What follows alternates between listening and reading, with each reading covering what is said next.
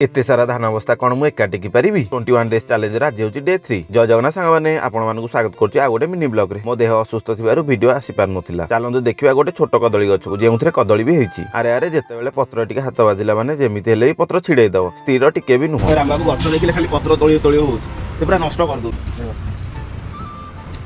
यही देखु आम छोट कदली गछ को कदली गुड़िक केते छोट छोट देखुना रामबाबू जेड़िकी कांदी भी सेड़िकी सेम साइज रो धान बस्ता गुड़िक सजाड़िया को बो मते कहितिला सेथिबाई चलीगली धान बस्ता को टेकिया पे ए बस्ता गुड़िया को टेकी हो से सब होसारी मते रखिया को मते हबो बे क्विंटल ते हबो